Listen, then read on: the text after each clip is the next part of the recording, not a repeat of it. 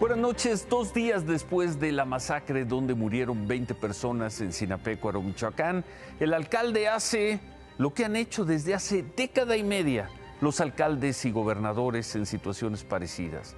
El alcalde le pide ayuda al presidente de la República. Se apellide Calderón, Peña Nieto, López Obrador. Hago un llamado respetuoso a nuestro presidente de la República, Andrés Manuel López Obrador. Amigo presidente, hoy los sinapecuarenses te necesitamos más que nunca. Necesitamos que voltees a ver a este municipio, que trabajemos de manera coordinada para establecer una estrategia que nos garantice la seguridad y tranquilidad de todos los sinapecuarenses. 20 personas asesinadas el domingo allá en Sinapecuaro y pasan los años y el llamado es el mismo. Ayúdenos, señor presidente. Poco o nada, por lo visto, pueden hacer los gobiernos de los municipios o de los estados. Las Fuerzas Armadas o las Fuerzas Federales siguen siendo la esperanza de salvación. El presidente López Obrador aseguró que México es un país seguro. México es un país con tranquilidad, con paz, que la violencia está limitada a muy pocas regiones del país y que tiene que ver más con el enfrentamiento de bandas. Entonces México es un país seguro y de gente buena y de gente trabajadora. México es un país seguro, dice hoy el presidente López Obrador, y justo en Sinapecuaro, a pesar de la masacre, esta masacre de 20 personas, el alcalde Alejandro Correa está de gira promoviendo la revocación de mandato, que es dentro de 2 domingos, el domingo 10 de abril. Lo hizo el fin de semana. Presumió en sus redes sociales que estuvo en los municipios de Zacapu, que estuvo en La Piedad, que estuvo en Tuxpan, municipios de la región. Y bueno, pues así las cosas en el México de hoy, promoviendo un ejercicio de revocación de mandato, matan a 20 personas ahí, y en el tema de seguridad es ayúdenos, presidente, ayúdenos. Por cierto, hoy la Fiscalía de Michoacán informó que se identificaron a 19 de las 20 personas masacradas en el ataque al palenque clandestino en esa zona de Michoacán. La Fiscalía detalló que el dueño del lugar, su hijo y otra mujer tenían también nacionalidad estadounidense. Falta un cuerpo por identificar, se sabe que es alguien a quien le apodaban El Chapo, que era guatemalteco, por lo que ya hicieron contacto con la embajada de ese país para ver si por ahí se le puede localizar. El presidente dice que México es un país seguro, pero de acuerdo con las cifras preliminares de homicidios que da todos los días la Secretaría de Seguridad, en los 28 días de este mes se han reportado 239 homicidios. Esta cifra suele subir en un 20-25% cuando se integra toda la información del mes, la información que se da a conocer hacia el día 20 del siguiente mes, la que conoceremos por ahí del 20 de abril. Pero son 239 personas asesinadas en lo que va del mes. Eso a nivel nacional. En Michoacán, bueno, este es nivel nacional, este es el promedio por día, 78 personas por día.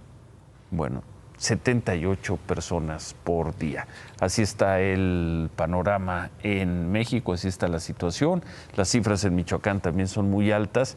Y ante esto llamó la atención la declaración hoy del presidente López Obrador de que México es un país seguro. Vamos a ver esto, porque coincide en el tiempo. Otro país que ha registrado un aumento en el número de homicidios en los últimos días ha sido El Salvador.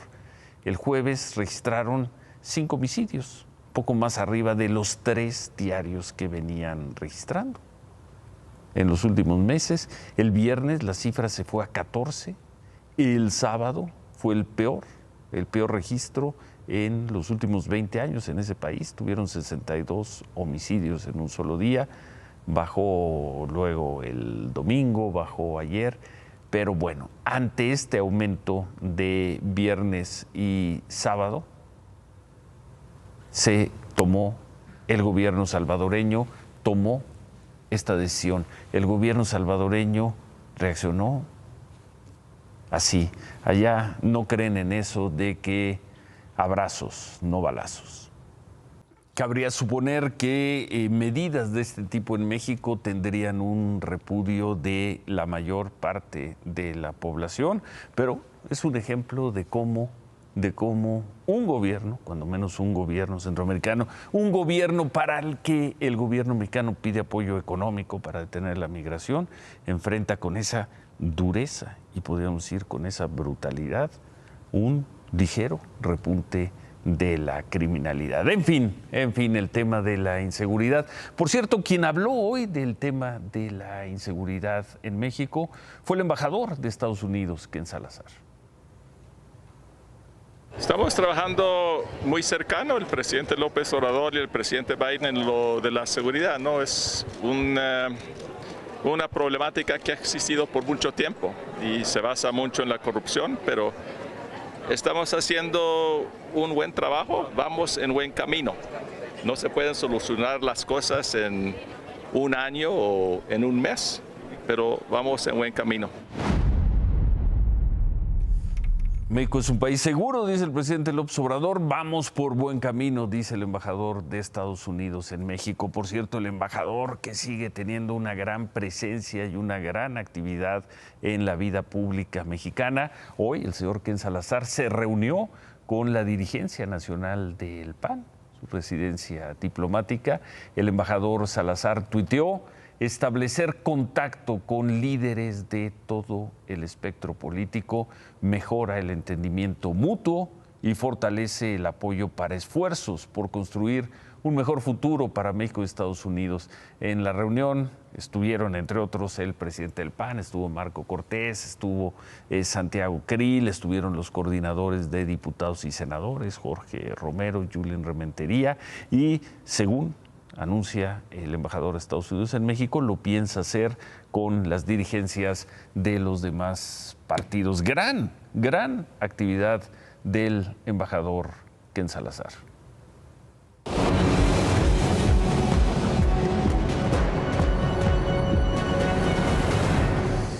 En el día 34 de la invasión Rusia a Ucrania se dio la primera señal, o así se ha querido ver, la primera señal de progreso para alcanzar un acuerdo de paz. Las delegaciones de los dos países estuvieron reunidos unas 3 horas en Estambul, en Turquía. Ahí Rusia anunció que reducirá drásticamente su actividad militar en la capital de Ucrania, en Kiev, y en la ciudad de Chernigov, que está en el sur de Ucrania. Dicen que esto es para aumentar la confianza mutua y crear condiciones para futuras negociaciones. ¿Qué ofreció Ucrania a cambio?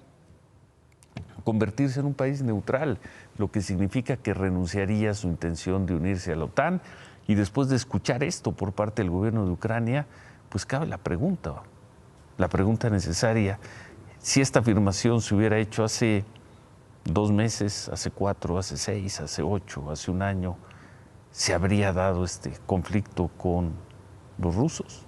Son preguntas después de más de 30 días, o es una pregunta después de más de 30 días de conflicto y más de 30 días de ver la terrible destrucción que ha sufrido Ucrania. El presidente Zelensky dijo que hay señales positivas después de esta reunión, aunque no se hace muchas ilusiones.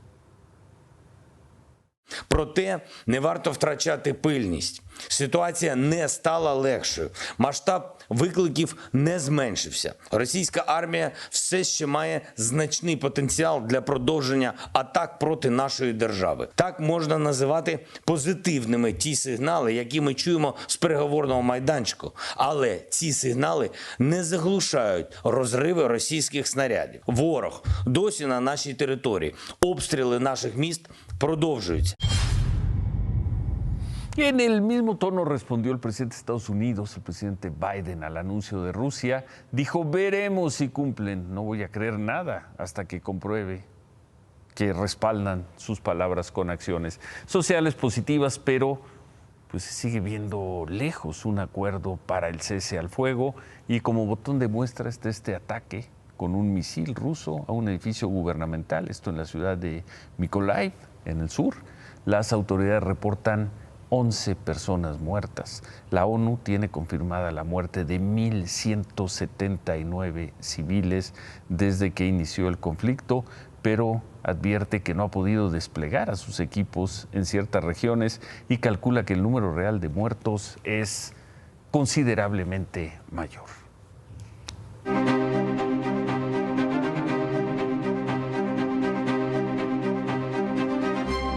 Faltan 12 días para la consulta de revocación de mandato y tal parece que la única discusión hoy a la vista sigue siendo la de qué se puede promover y qué no en las temporadas electorales, cuando menos en esta temporada previa a una votación como será la del 10 de abril. Hoy el presidente López Obrador debió tuitear que el Tribunal Electoral Federal le exigió publicar una sentencia en su contra de él mismo, del propio presidente, una sentencia porque canales de radio, televisión del gobierno federal difundieron el mensaje que el presidente dirigió en el Zócalo el 1 de diciembre. Al hacerlo, se habría violado la ley electoral, habría violado la presidencia, porque el mensaje se difundió en 4 estados que ya estaban en proceso electoral. Bueno, el presidente dijo que publicaba la sentencia porque si no lo hacía, meterían a la cárcel, así lo dijo, meterían a la cárcel al director de comunicación de la presidencia, Jesús Ramírez, y a la directora de comunicación digital, Jessica Ramírez.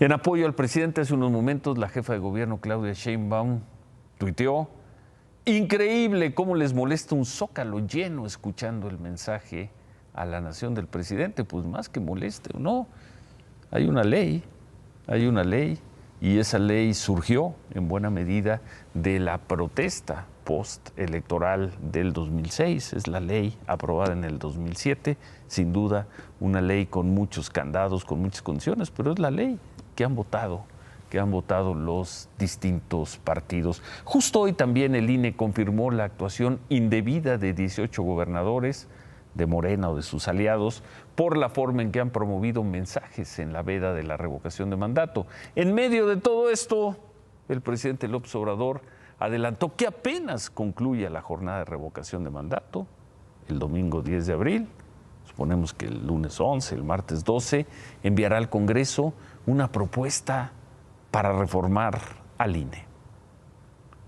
Pasando el 10 de abril, vamos a enviar una iniciativa de reforma a la Constitución.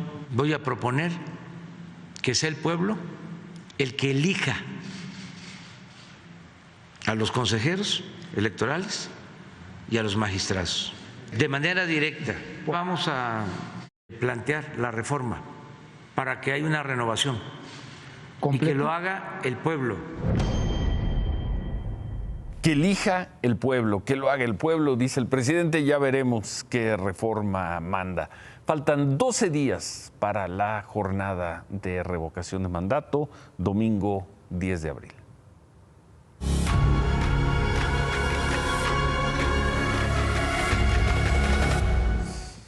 Bueno, y a juzgar por el trabajo de los investigadores del grupo de especialistas internacionales que han trabajado durante años el caso de la desaparición de los 43 normalistas de Ayotzinapa, el asunto puede tocar a altos mandos de la Marina. Hoy el presidente López Obrador habló precisamente sobre este informe que presentó ayer el grupo de expertos internacionales sobre la desaparición de los normalistas. Dijo que ordenó ya que se investigue a todos los jefes de la Marina que participaron en el operativo en el que supuestamente se manipuló la escena del basurero de Cocula.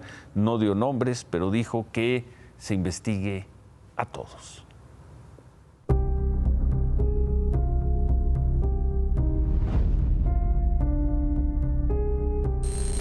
En ese momento en el que marinos incursionaron en el basurero de Cocula y se grabó este video el 27 de octubre de 2014, el actual secretario de la Marina, Rafael Ojeda Durán, era el comandante de la 8ª Región Naval en Guerrero. De acuerdo con la cadena de mando, él debió estar enterado de la grabación y participación de los marinos en los trabajos del basurero de Cocula.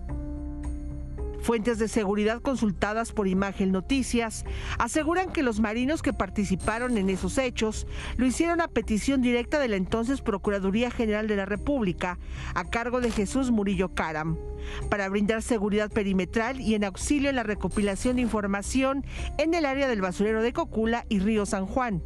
Información relacionada con la verificación de la existencia de restos humanos en esos lugares. Esta versión coincide con la misión reportada en el documento secreto del área de inteligencia de la Marina, revelado por el grupo de expertos independientes. Efectuar operaciones de inteligencia, vigilancia y reconocimiento en el estado de Guerrero, mediante vuelos con la plataforma no tripulada T-20 Arcturus. El dron despegó el 27 de octubre a las 6:25 horas y su tiempo de vuelo fue de 7 horas con 15 minutos. La nueva evidencia nos permite determinar, y yo diría que con plena certeza ya, la intervención anterior a las diligencias de Procuraduría, anterior al 27 de octubre, por actores que no tenían ni competencia ni el rango para investigación. Sin embargo, hasta ahora se desconoce si el secretario de Marina, Rafael Ojeda, ya fue llamado a rendir su declaración ante la Fiscalía General de la República. Tampoco se ha revelado el número de elementos de la Marina que participaron en estos hechos y que ya rindieron su declaración. Todos van a declarar, si no es que todos ya declararon, dijo el presidente López Obrador, pues entre ellos suponemos que habrá declarado el jefe, el secretario de la Marina, el almirante Rafael Ojeda. Suponemos que ya lo hizo. ¿Qué dicen los expertos? Que peritos de la entonces Procuraduría General de la República estuvieron en el lugar, seguramente hicieron una serie de, pues no solo de inspecciones, sino que pudieron haber maniobrado, manipulado los hechos sin haberlo reportado y que elementos marinos les habrían dado protección, lo que llaman protección perimetral. Vamos a ver qué tanto avanza este caso. Luego de conocerse el informe del grupo de expertos, los padres de los normalistas ofrecieron una conferencia, lo hicieron hoy, y ahí pidieron una investigación contra el Ejército y la Marina porque, según ellos, ocultaron información sobre la investigación del caso Iguala, se dijeron engañados, se fueron en contra del ex procurador Murillo Caram, en contra del ex presidente Peña Nieto, parte de lo que dijeron. Decirles que las 43 familias estamos enojados, más bien encabronados, porque desafortunadamente nos vieron las caras durante 3 años. Quisiera decirles que las instituciones jugaron con nosotros. Porque creo que el presidente en la mañana decía que se está dando la información, pero lo que nosotros nos informan, lo que nos informan las autoridades que están investigando es que no se está dando esa información en sede ministerial. A partir de esta construcción, de este montaje jurídico que hicieron, nos fue imposible poder explorar otras líneas de investigación, por lo menos durante 5 años.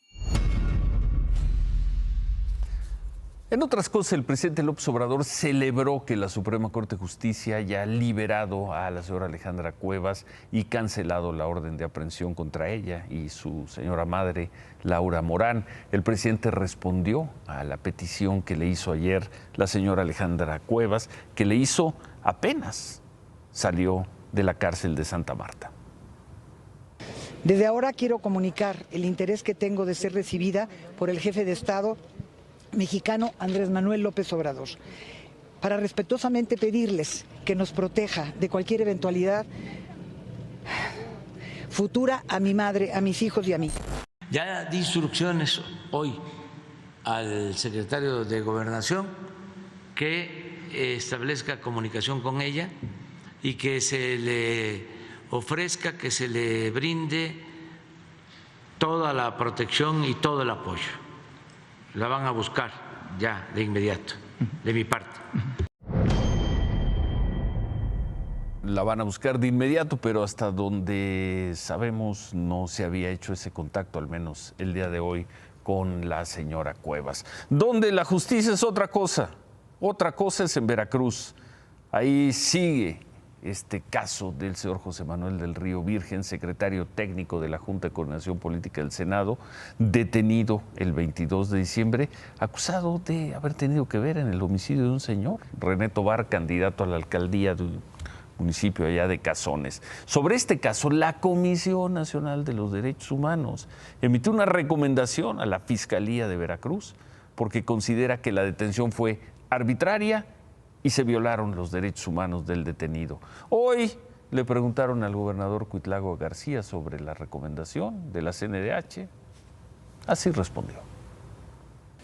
¿Por qué las instancias de derechos no ven por los derechos de la víctima y se empeñan en hacer valer las falsas violaciones a los derechos del presunto homicida? ¿De qué lado está la justicia? Habría que preguntar. La víctima es René Tobar, a quien se privó de la vida, y ese delito es muy grave. Ni siquiera lo tendría que señalar un servidor. Así sale a defender el gobernador a la Fiscalía de Veracruz. Por cierto, hoy un juez federal le negó a José Manuel del Río Virgen una suspensión definitiva para que pudiera salir en libertad. Va a tener que seguir en la cárcel. El señor del Río promovió un amparo alegando que no hay elementos que lo liguen, que lo vinculen a proceso. Pero el juez Arturo Cuellar Díaz, criticado en su momento por el gobernador Cuitlagua García, es el mismo que apenas el 9 de marzo le había otorgado un amparo del Río para poder salir de prisión.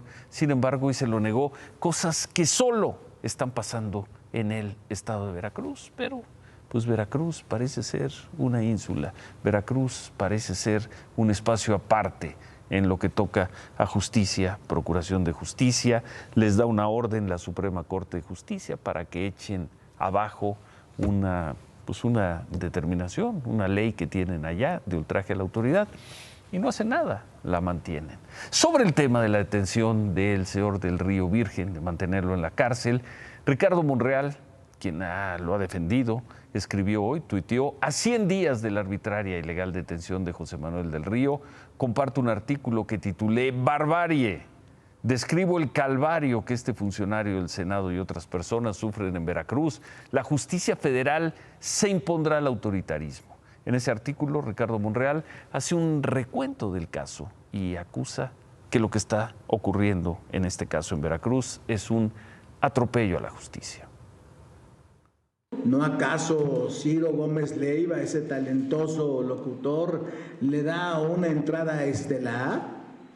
¿Por qué? Porque Ciro es amigo del que me va a sustituir como presidente del tribunal.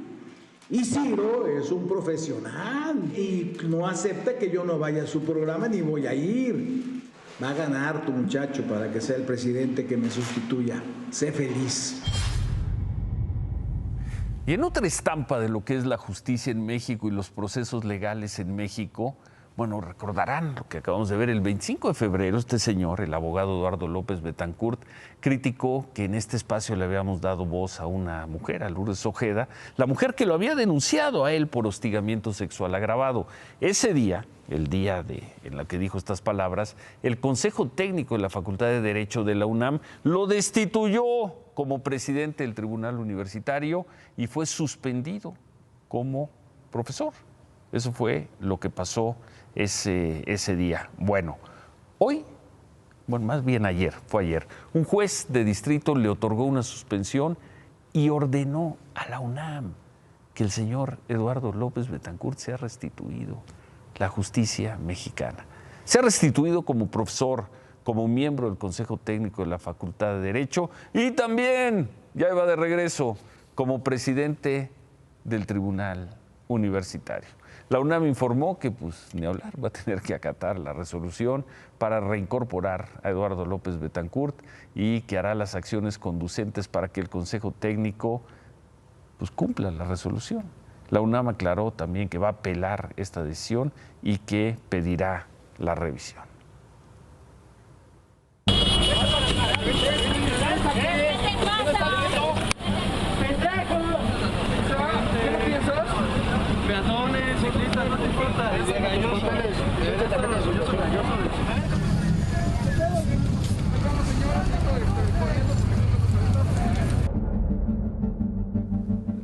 La Cámara de Diputados aprobó la Ley General de Movilidad y Seguridad Vial, una demanda que desde hacía varios años habían tenido los defensores de los derechos, sobre todo de ciclistas, pero también de peatones, de familiares de víctimas de accidentes, que en promedio en México mueren 44 personas por accidentes de este tipo, y los más afectados son los peatones, luego siguen los ciclistas. ¿Qué busca la ley?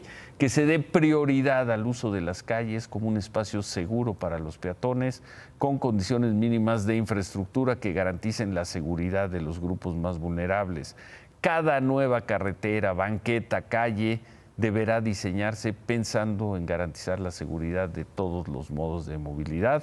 La ley también busca homologar en todo el país las medidas de precaución, reglamentos de tránsito, velocidades máximas, uso obligatorio del cinturón de seguridad, entre otras medidas. El dictamen regresa al Senado porque los diputados le hicieron cambios y tiene como principal propósito impulsar acciones para prevenir estos accidentes y estas muertes que seguramente eran evitables. El miércoles vimos imágenes de la presa Rodrigo Gómez, la presa La Boca, en el municipio de Santiago, Nuevo León, una de las principales presas del estado. Hace unas semanas, 8 días, las autoridades habían alertado que no faltaba mucho para que se secara. Bueno, hoy ya no surtió de agua a Monterrey. Las autoridades explicaron que ya no puede sacarse agua de ahí. Y precisamente por el tema del agua vinieron hoy a Palacio Nacional 2 gobernadores, los 2 de Movimiento Ciudadano, el de Nuevo León y el de Guadalajara, y el de Jalisco. Y los 2 salieron muy satisfechos de la reunión con el presidente López Obrador. No, nos fue muy bien. Afortunadamente ya los proyectos más urgentes para resolver, que era el tema del abasto de agua para Guadalajara y el proyecto de la línea 4, quedaron ya acordados.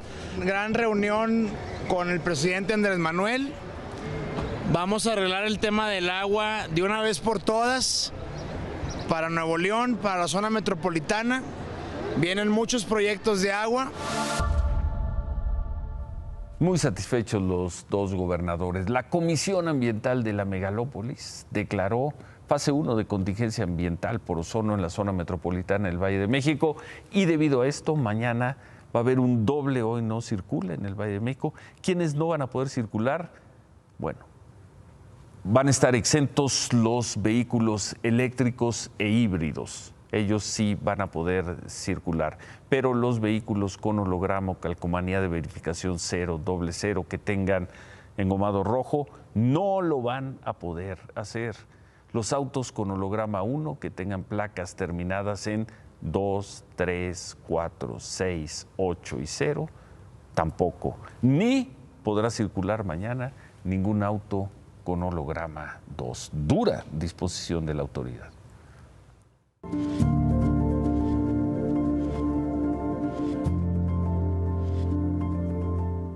Para mantener el registro, vamos con las cifras del COVID. En las últimas 24 horas, 2.700 contagios, y la Secretaría de Salud registró también en las últimas 24 horas 84 personas muertas, lo que lleva la cifra de mexicanos muertos por COVID, cifra reconocida por las autoridades, a prácticamente 485,000. La Autoridad Regulatoria de Estados Unidos autorizó, por cierto, hoy una cuarta dosis de las vacunas contra COVID, las vacunas de Pfizer y de Moderna, para las personas mayores de 50 años e inmunodeprimidos, 4 meses después de que se hayan puesto la vacuna, el refuerzo, el booster, la tercera, podrán ponerse una cuarta dosis.